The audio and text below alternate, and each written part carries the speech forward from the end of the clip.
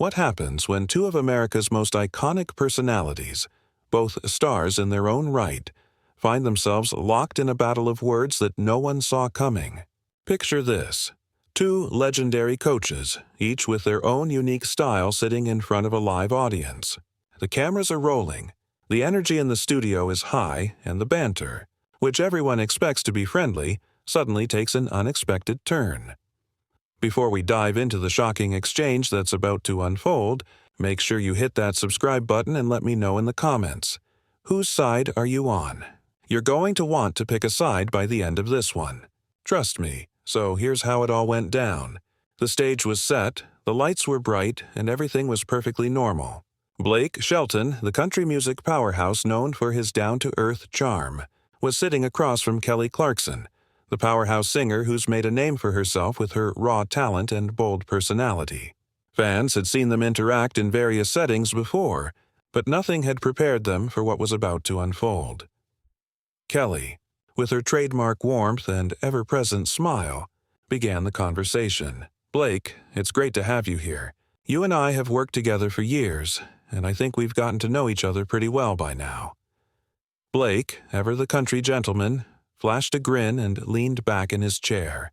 "Yeah, Kelly, I think you're right about that," he said, his Oklahoma drawl adding an extra layer of charm. But then, out of nowhere, Kelly dropped a bombshell. "Blake," she began, her voice a little more serious now, "I've been hearing a lot of buzz about your coaching style lately. Some people are saying that you've become a little too comfortable, that you're not bringing the same energy you once did to the show. What do you think about that?" The atmosphere in the room shifted. The audience, who had been enjoying the light-hearted exchange, now seemed to hold its collective breath. You could feel the tension building, like a storm brewing on the horizon. Blake, ever the master of composure, paused for a moment. But the smile that had once been plastered on his face faltered, just for a second, and his eyes narrowed. "Too comfortable?" he repeated, his voice carrying an edge that wasn't there a moment ago. "Kelly, that's rich coming from someone who just joined the show and acts like they invented coaching." The room seemed to freeze. Kelly's expression shifted, eyebrows raised in surprise. "Excuse me, Blake," she shot back, her tone now more pointed. "I'm not attacking you. I'm just asking a question that a lot of people want to know the answer to." But Blake wasn't having it. "It sure sounds personal," he muttered, leaning forward in his seat now, his body language completely different from the relaxed posture he had moments ago. The audience sat in tense silence as Blake's retort hung in the air. You could feel the electric charge in the room. This was no longer a friendly chat. Kelly, however, was not backing down. She met Blake's challenge with unflinching resolve. "You really think I'm attacking you, Blake? I'm just asking about your coaching style. And yes, it's a legitimate question. The viewers have been wondering about it. But maybe, just maybe, you're taking this way too personally." Kelly shot back, her tone sharpening as she stood her ground. Blake, never one to shy away from a confrontation, was visibly irritated now. His jaw clenched as he shot back with a fiery response. "You sit there with your picture-perfect little setup, Kelly, surrounded by your team of writers, and you expect me to believe that this isn't about trying to make me look bad. You want to talk about energy? Let's talk about authenticity." The entire room seemed to hold its breath, waiting to see how Kelly would respond. Her face hardened as she leaned forward, mirroring Blake's intensity. "Authenticity?" she repeated, her voice steady but loaded with an edge. "Blake, I've been nothing but real from the start. Maybe that's the issue here. Maybe you're so used to everyone just falling in line with your routine that when someone challenges you, when someone actually speaks their mind, you can't handle it." Blake let out a bitter laugh, but it lacked any humor. "My routine? You've got to be kidding me, Kelly," he said, his voice rising. "I've been doing this longer than you. I've won more seasons, turned unknown artists into household names. Meanwhile, you're still figuring out how to turn your chair around without hitting the wrong button." Kelly's eyes flared with indignation. "Oh, here we go. You want to talk about winning. Does that make you the end-all be-all of coaching? Let's be clear. Winning a reality show doesn't make you the best coach. It just means you're good at playing the game. And maybe the game's changed. Maybe you haven't kept up with that." The room grew even quieter. The subtle tension that had begun to build earlier was now palpable. Blake's face flushed with frustration, his voice dripping with sarcasm. The game hasn't changed, Kelly. The producers brought in people who care more about screen time than they do about helping their artists grow. But yeah, you're right. Maybe it's me who's stuck in the past, trying to teach these artists what actually matters. Kelly stood tall now, her posture straight and her voice cutting through the thick tension in the room. Well, maybe I'm just trying to bring something new, something that actually works for the artists. And if that threatens you, then that's your problem, not mine. She gave him a pointed look before continuing. I'm not here to fix anything. I'm here to help people find their voice, and I'm not going to let you tear that down. The audience gasped, unsure if what they were witnessing was real or if this was all part of the show. But there was no mistaking it now. Things had escalated beyond anything anyone expected. Blake stood up now, the space between him and Kelly closing quickly. He pointed a finger at her, his voice low and laced with anger. You think you can just waltz in here and change everything? You think you're the one who's going to save this show, make it better? Well, guess what? The show was working just fine before you showed up. You didn't fix anything. You just decided to make it all about you. Kelly's voice cut through the tension like a blade. Oh, I see how it is. You're mad because for the first time in a long time, someone came in who actually dares to challenge the status quo. Someone who doesn't just sit back and play along with the same old formula. You're upset that the spotlight's not just on you anymore, Blake. Blake took a step forward, his posture stiffening. This isn't about the spotlight. This is about respect. And what you don't get is that I don't need to prove anything to anyone. But you're so obsessed with making yourself the savior of this show that you've completely forgotten why we're all here in the first place. It's not about us. It's about the artists. Kelly's eyes narrowed, her voice calm but with an undeniable fire beneath it. Is it really about the artists, Blake? Because from where I'm standing, it seems like it's always been about you. Your brand. Your narrative. Your I'm the country guy with a sense of humor routine. The show's supposed to be about the artists, not your ego. Blake's face reddened as he took another step toward Kelly, their heated words ringing in the air between them. Ego, really? You want to talk about ego? You think this whole thing is just about me? You've been playing the humble Kelly act for years, but we both know you've been angling for your own spotlight all along. You can pretend it's all about the artists, but we both know you've got a brand to sell. Kelly clenched her fists at her sides, taking a deep breath to steady herself before responding. I'm not playing anyone's game, Blake. I'm not here to sell myself or to make you feel comfortable in your little bubble. I'm here because I believe in these artists. I've walked in their shoes, and I know what it's like to be counted out. And I'm not going to let you diminish that just because it doesn't fit your narrative. Blake shook his head, his hands raised as if in disbelief. And yet here you are, attacking me for trying to do the same thing. All this time, I thought you and I were on the same team. But you're more interested in tearing me down than lifting up the people we're supposed to be helping. You want to know why I'm frustrated? Because I'm tired of playing this game where it's all about who can be the most authentic, while everyone else is just trying to win. The scoreboard doesn't lie, Kelly. Kelly's voice dropped to a near whisper, but her words carried weight. Maybe you're so focused on winning, Blake, that you've forgotten what it's really about. You're not just coaching for trophies. You're coaching for lives, for careers. And if you can't see that, then maybe you're the one who's stuck. The energy in the room felt like a powder keg waiting to explode. Blake and Kelly were no longer just two coaches sharing a stage.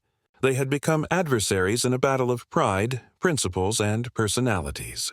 The audience could practically feel the heat radiating off them. Blake's voice was louder now, his words biting as he launched into a new attack. You think I've forgotten what it's about?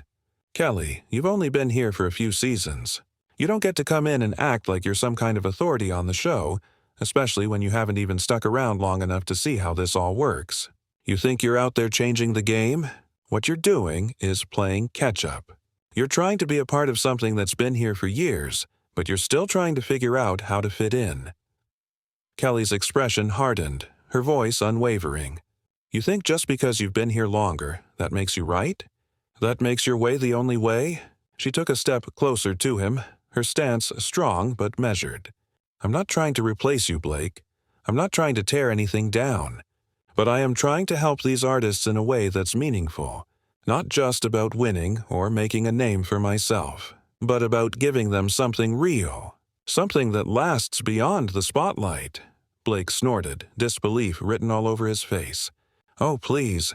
You think you're some sort of savior? Just because you've got a big voice and a few hit songs behind you doesn't mean you've got the wisdom to coach these artists. You're just playing a part. You're trying to be the new it thing because you think that's what this show needs.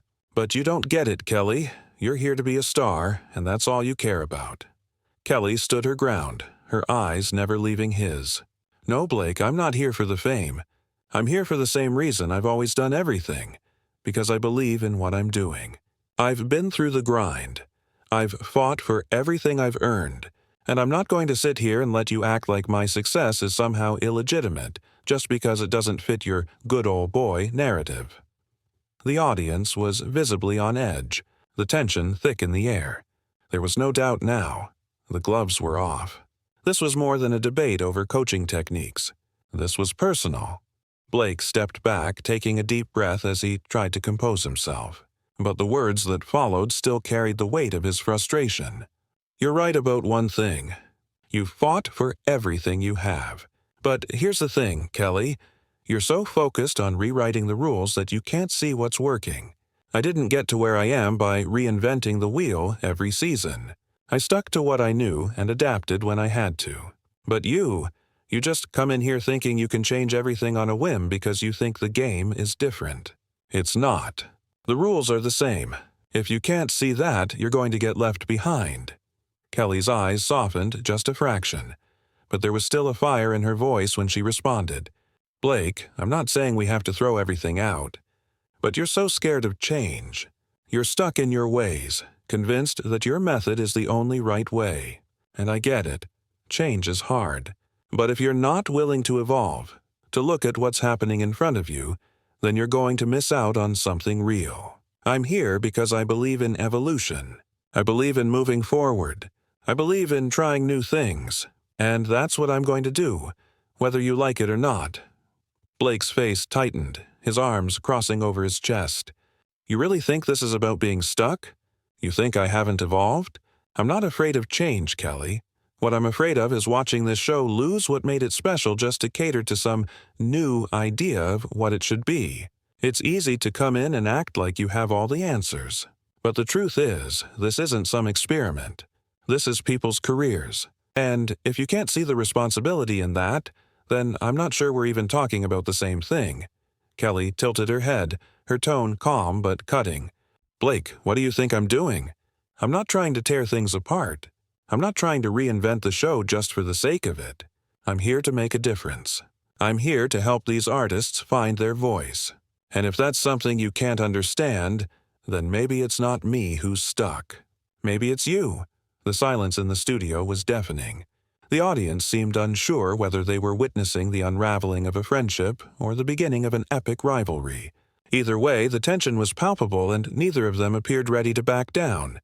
The host, who had been watching the exchange unfold in stunned silence, finally stepped forward, attempting to ease the situation. "Okay, folks, maybe we should—" But Blake was quick to interrupt, his voice sharp. "No, we're not done yet. Not until we've finished this." His gaze never wavered from Kelly, and there was something dangerous in his tone now, as if he was ready to take this conversation to an entirely new level. Kelly stood her ground, her body language unwavering. "Fine, let's finish it. Let's finish this right here, right now, because if we don't, nothing's going to change. And maybe that's what scares you the most, Blake. The idea that you're not the only one who can do this job." Blake's eyes flashed with something dark, but his words were measured. "I'm not scared of you, Kelly. I'm tired of trying to make you understand why this matters. But clearly, you don't care. You think you have all the answers. And maybe you're right. But what I'm really seeing here is someone who thinks they know better than everyone else. Someone who's trying to make a name for themselves at everyone else's expense." Kelly's face flushed with anger as she leaned in closer, her voice low but firm. "Don't you dare accuse me of that, Blake. I didn't come here to take anyone's place. I came here to do my job, to do it my way. And if that's a threat to you, then maybe you need to examine why you're so afraid of someone else doing it differently." The weight of the conversation seemed to press down on both of them, the words getting sharper, more personal. They were no longer just two coaches clashing on a set. They had crossed into deeper, more painful territory. The audience shifted in their seats, unsure whether to cheer or cringe at the intensity of the exchange. Blake took a deep breath, running a hand through his hair. For a brief moment he looked almost vulnerable. His voice, when it came, was quieter, but still laced with the emotion of the past few minutes. "You think I don't get it, Kelly? You think I don't understand what it's like to be constantly scrutinized? Every move I make, every word I say, it's all under a microscope. People don't just see me as Blake Shelton. They see me as a brand, an image. And you think I built this by playing nice? Hell no, I fought for everything I have. But I don't go around pretending it's all about me. I don't need to prove that I'm the star. I've already done that." Kelly watched him, her expression softening just a little. There was no denying that she understood the pressure he was talking about, even if her path had been different. "I know that feeling," she said quietly, her voice tinged with vulnerability. "I've been in that same spot, where every choice I make is under the microscope, where people just expect me to play the part. But it's not easy, Blake. You don't just become a name overnight. You have to fight for it, and sometimes that fight makes you question who you really are." Blake shook his head, almost as if trying to shake off the weight of her words. "But that's the difference between us, Kelly. I've been in this for the long haul. I've had to build myself up, brick by brick. I didn't come into the show trying to be the next big thing. I came into it because I believe in these artists, in this process. It's not about the fame. But you came in with something to prove, and that's where I don't know if I can follow you anymore." Kelly stood still, her eyes narrowing as she processed his words. She understood his frustration, but she wasn't about to back down. "I didn't come here to prove something to you, Blake. I came here to prove something to myself. To prove that I can do this and that I can do it my way. I didn't step into this role thinking it was going to be easy. I didn't expect anyone to hand me a golden ticket, but I did expect respect, and I didn't get that from you." Blake's gaze softened for just a second before hardening again. "Respect is earned, Kelly, and I've earned mine. But you—" Kelly cut him off, her voice steady but with an edge. "I'm not here for your validation, Blake. I never was. I've been where these artists are. I've been on the other side, fighting for my dreams, and now I'm here to help them fight for theirs. And if you think that's about me trying to be a star, then maybe you're missing the point." The tension in the room reached a fever pitch. The audience was captivated, almost holding their breath to see what would come next. There was a long pause as the two coaches stood across from each other, their words hanging heavily in the air. The rawness of their exchange had stripped away the glitz and glam of the show, leaving only two individuals who had worked their entire careers to get to where they were, and who were now grappling with their own insecurities. Blake took another breath, seemingly trying to regain his composure. "I get it. I really do," he said, his voice quieter now. "But it's not just about the artists, Kelly. It's about staying true to what works. There's a reason I've had so much success. I know how to connect with people. I know how to help them get where they need to go. It's not just about being flashy or different. It's about being real. And if that makes me stuck in the past, then maybe I am. But I'm not going to pretend that what's worked for me isn't enough." Kelly looked at him, her expression still hard, but there was a certain sadness in her eyes now. "I'm not trying to reinvent the wheel, Blake. I'm not trying to replace you. I'm trying to give these artists something that they need, something that's real for them. And I don't think that's something you can see, because you're so caught up in what's worked for you." Blake scoffed, a bitter laugh escaping his lips. "What's real for them? You think they need someone to come in and play the cool coach just to make them feel good about themselves? This isn't about them feeling comfortable. It's about pushing them to be their best, even if that means being uncomfortable." Kelly raised an eyebrow, her voice calm but unyielding. "And who gets to decide what best looks like, Blake? You? Me? I think it's time we admit that we don't have all the answers. We're just two people trying to do the best we can for these artists, and if you can't see that, then I don't think we'll ever agree on anything." The silence between them was deafening now. Both coaches had made their points, but what had started as a difference in coaching philosophies had turned into a much deeper conflict, one that went beyond the stage, beyond the cameras, and into their very identities. Kelly's eyes softened as she looked at Blake, her voice quieter now. "I don't need to prove anything to anyone, Blake, but I also can't pretend like this is easy. Every time I step out on that stage, I carry my past with me. I carry my failures, my doubts, and I've had to fight for everything. Not just my career, but my voice. I'm not going to apologize for that." Blake stood motionless for a moment, and something flickered in his eyes. He seemed to be processing the weight of her words. I guess we all have our demons, huh?" he said quietly, almost to himself. "Maybe I've been so busy protecting my image, I forgot that it's okay to not have it all figured out. I've been doing this for so long, I've forgotten what it's like to just be real." Kelly nodded slowly, her voice softening. "I get that. But maybe that's what this whole thing is about. Not just teaching the artists, but reminding ourselves that we're still learning too, that we're still growing, and that it's okay to evolve, even if that means making mistakes along the way." Blake didn't respond immediately. The tension in the room had dissipated just slightly, leaving behind an air of reflection. Both of them stood there, facing each other with a new understanding, but the rawness of their emotions still hung in the air. The host, sensing a shift in the atmosphere, took a step forward once more, his voice quiet. Maybe it's time we take a step back." Blake and Kelly didn't immediately respond. They just stood there, locked in a silent standoff, both seemingly processing the rawness of the conversation. The cameras had captured it all: the emotion, the confrontation, and the raw honesty between two people who had built their careers on being larger than life. But as the host tried to guide them back to some semblance of peace, Kelly's voice rang out, clear and resolute. "This is who we are, Blake. We're not perfect. We're not always going to agree. But we are who we are, and I'm not going to apologize for that. I'm not going to apologize for being myself." Blake met her gaze, the anger gone from his voice, replaced with something else. "You don't have to apologize, Kelly, and I don't have to agree with everything you do. But I can respect that. I can respect that you're here for the right reasons." The host let out a breath, the tension finally breaking as the two coaches, though still worlds apart in many ways, seemed to find some common ground. But as the conversation wound down, one question lingered in the air. Would they ever be able to work together again after this? Or had this conversation sealed the fate of their partnership forever?